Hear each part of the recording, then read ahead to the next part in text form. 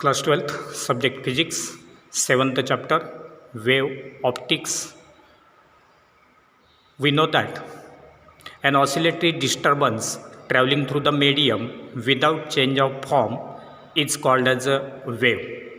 And optics is the branch of physics which deals with the study of light, properties of light, as well as some of the optical instruments such as lenses, mirrors, microscopes, telescopes, etc. Now let us see the introduction of this chapter. We know that light is one of the forms of energy. Light travels along a straight line path which is called as the rectilinear propagation of light. Some of the phenomenon like reflection and refraction will be exhibited by light. So let us see regarding reflection of light. For that purpose, XY represents reflecting surface, AB is incident ray, BC will be reflected ray, and MN is normal to this surface. So the bouncing back of ray of light in the same medium from any boundary is called as the reflection of light. The bouncing back of ray of light in the same medium from any boundary is called as reflection of light. So in this diagram, this angle between the incident ray and the surface is called as glancing angle. Angle between incident ray and normal is angle of incidence, and the angle between reflected ray and normal is called as angle of reflection R. So if you consider the reflection, it will obey three laws, and these are: first one, the incident ray, reflected ray and normal lie in the same plane. Second, the incident ray and reflected ray lie on opposite sides of the normal. And third one is the angle of incidence I is equal to angle of reflection R. So angle of incidence I is equal to angle of reflection R, that is angle I is equal to angle R, that is angle of incidence is equal to angle of reflection. Now let us consider second phenomenon, that is refraction of light. For that purpose, again XY represents the boundary separating two media, that is medium 1 and medium 2. Suppose this medium is having its refractive index N1, which will act as the rarer medium, and the second medium having refractive index N2 acts as the denser medium.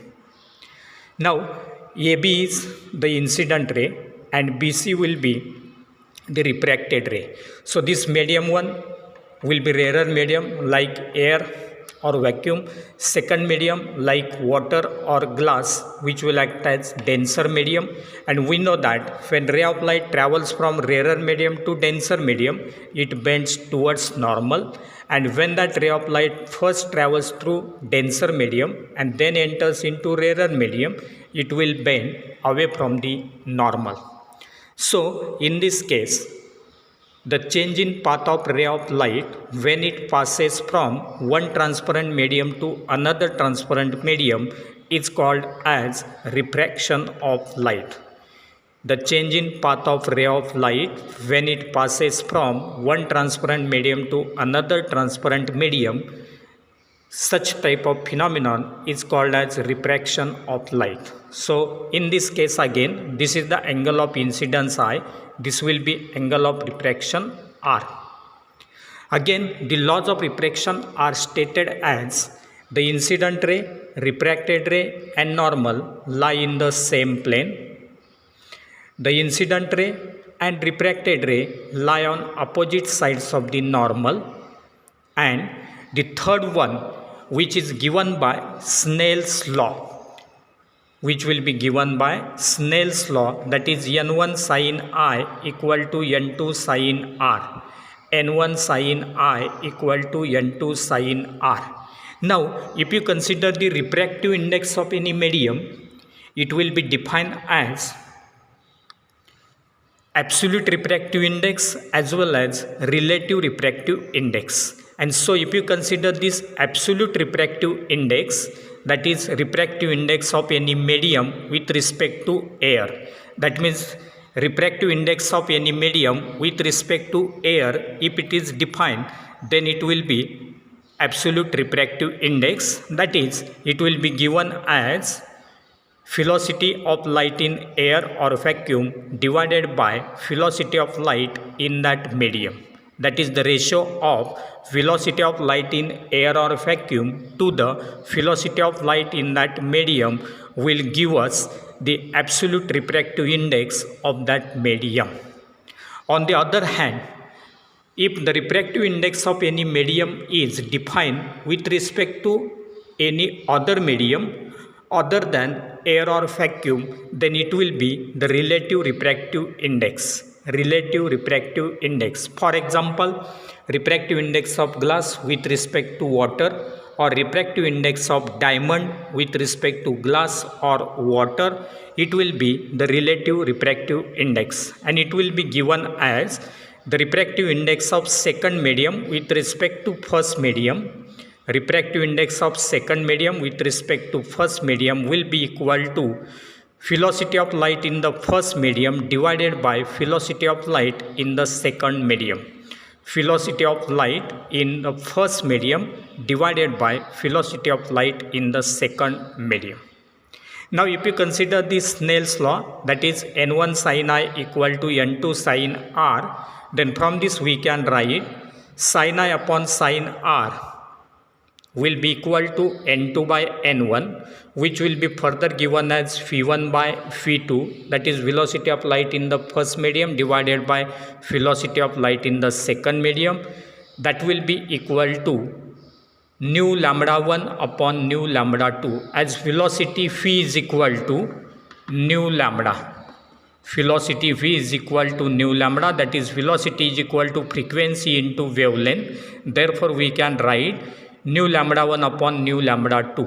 This nu is the frequency of light and it remains constant for all the media, and therefore cancelling this nu and nu, we will get only lambda 1 by lambda 2, and therefore we can say that sin I upon sin r equal to n2 by n1, that is equal to v1 by v2, that will be equal to nu lambda 1 upon nu lambda 2 equal to lambda 1 by lambda 2.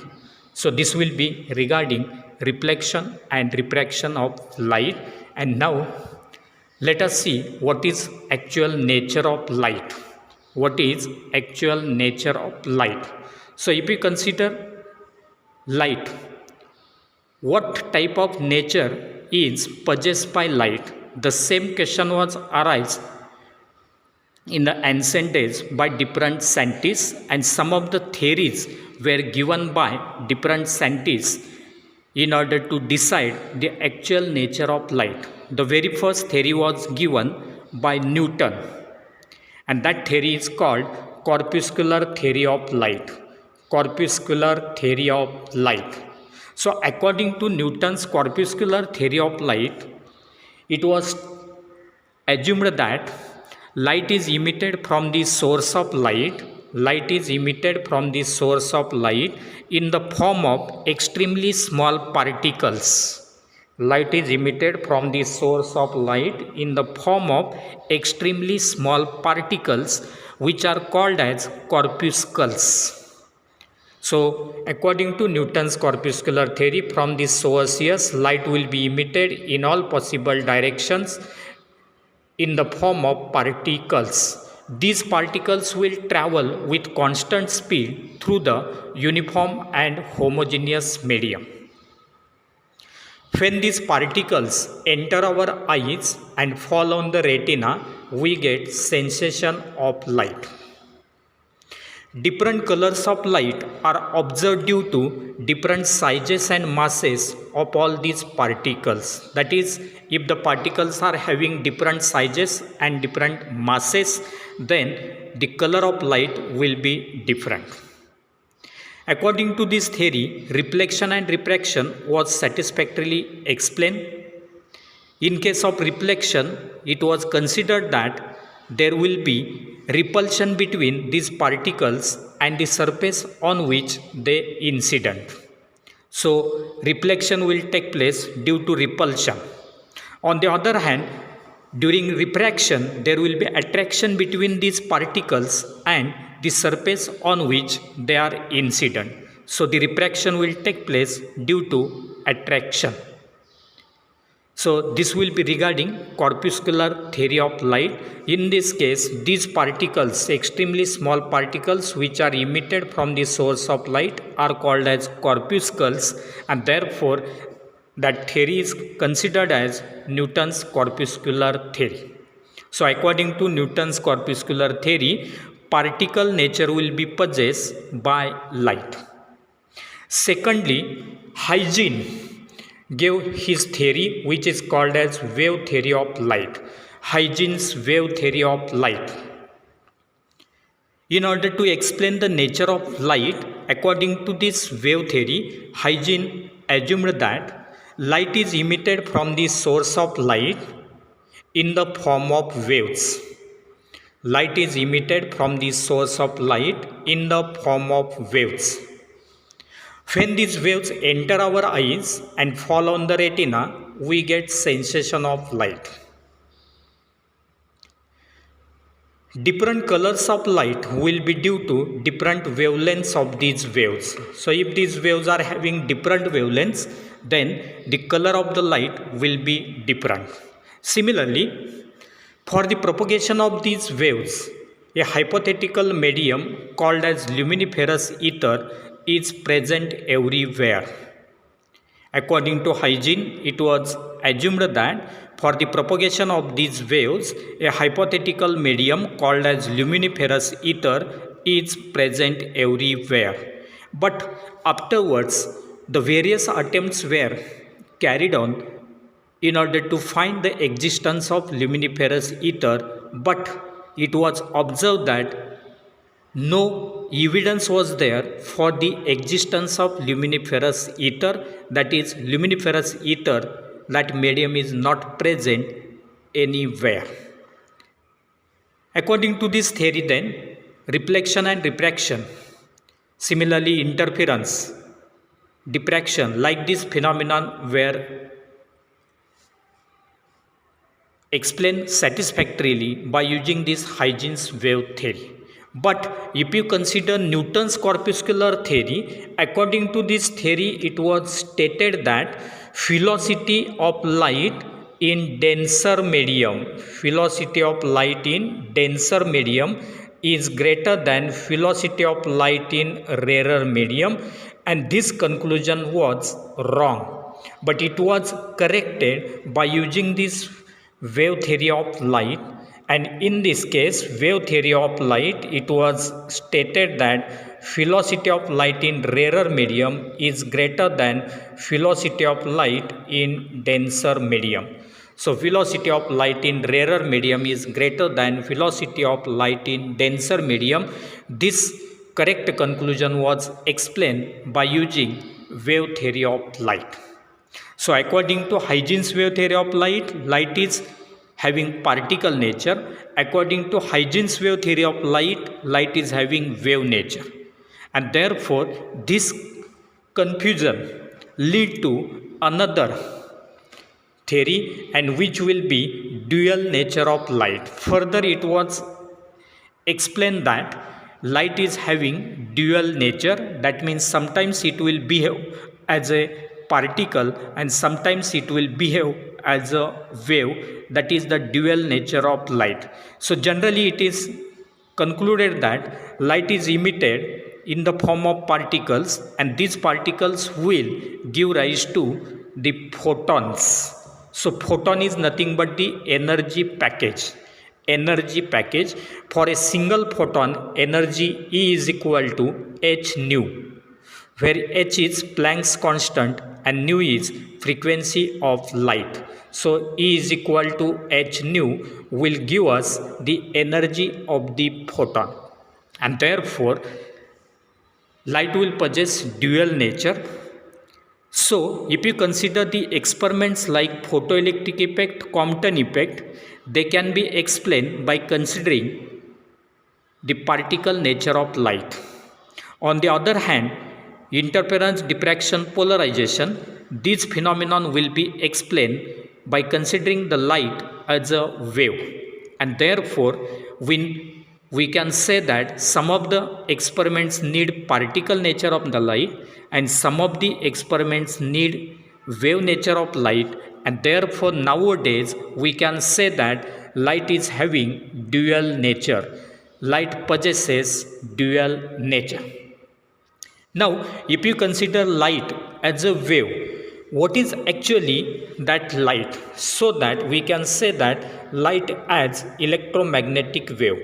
Light as electromagnetic wave, that will be the next point.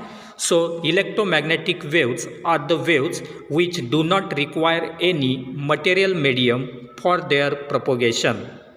The waves which do not require any material medium for their propagation are called as electromagnetic waves, and therefore light is propagated in the form of electromagnetic waves for which material medium is not necessary. And that's why sunlight coming from the sun reaches to the earth even if there is no any medium at larger distances above the earth's surface.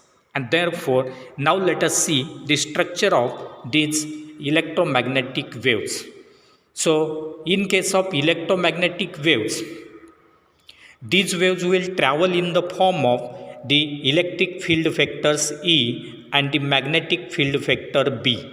Electric field vector E and magnetic field vector B. And therefore, these vectors are perpendicular to each other as well as perpendicular to the direction of propagation of the wave. So in this case, if you consider x, y and z axis like this, then in the xy plane, that is in the vertical direction, there will be the vibrations of electric field vectors. In the vertical direction, that is in the up and down direction, there will be vibrations of electric field vectors. It will take place in xy plane. Similarly, in the xz plane, these vibrations of magnetic field vectors will take place, that is in the horizontal direction, that is inward and outward. These vibrations are of the magnetic field vectors, and therefore we can say that the electric field vectors E and the magnetic field vectors B are perpendicular to each other as well as perpendicular to the direction of propagation of the wave. So remember, in this case, the vibrations of electric field vectors are in the up and down direction, that is in the xy plane, and the vibrations of magnetic field vectors are perpendicular to the plane of the board, directed inward and outwards, and so that light will travel in the form of electromagnetic wave. Now if you consider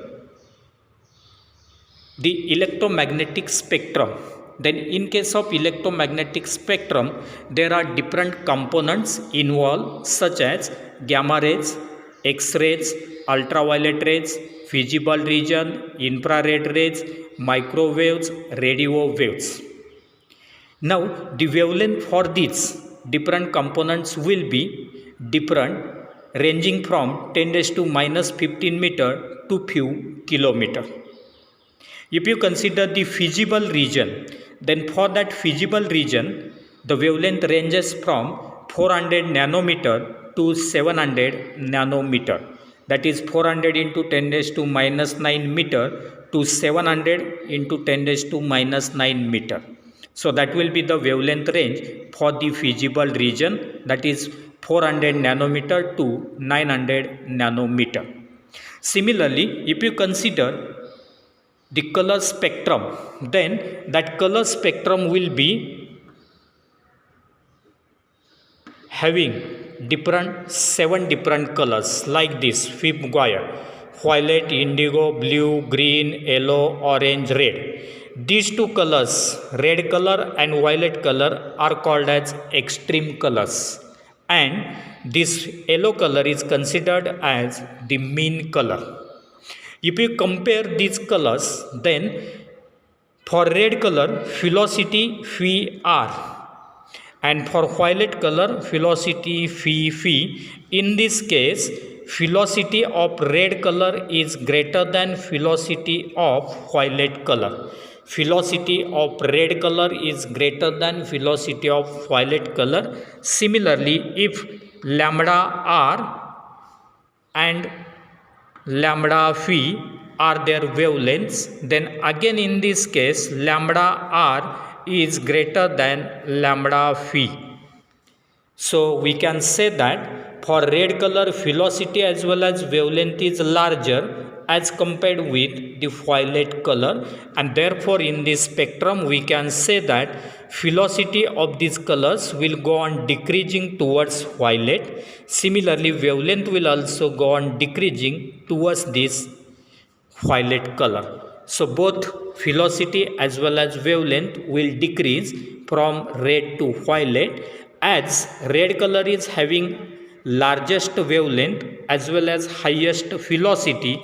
Therefore, when any white light, that is ray of white light, is passed through the prism, the spectrum will be of 10, and in that spectrum the red color will come out of the prism first because its velocity is larger and its wavelength is also large.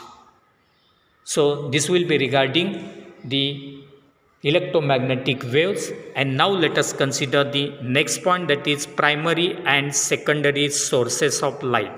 Primary and secondary sources of light. So primary sources of light are those sources which will emit light of their own.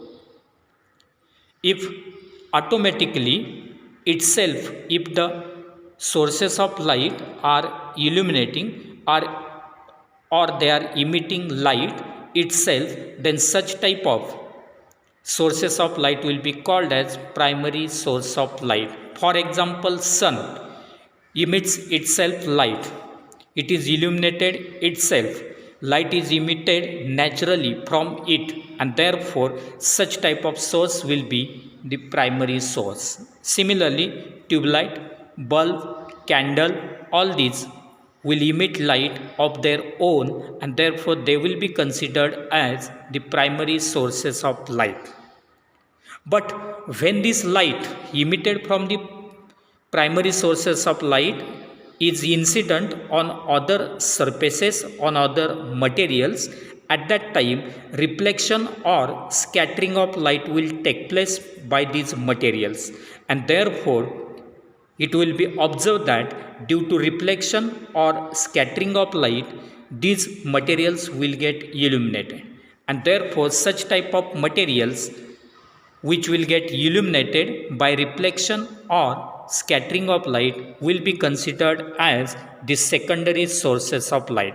So the secondary sources of light are the sources of light which will not emit light of their own, but that light will be emitted by these sources due to reflection as well as scattering of light. For example, if you consider moon or some of the planets or stars, they will reflect or scatter light waves and will get illuminated, and therefore such type of sources of light will be called as secondary sources of light. So in case of primary sources, they will emit light of their own. In case of secondary sources, they will not emit light waves of their own.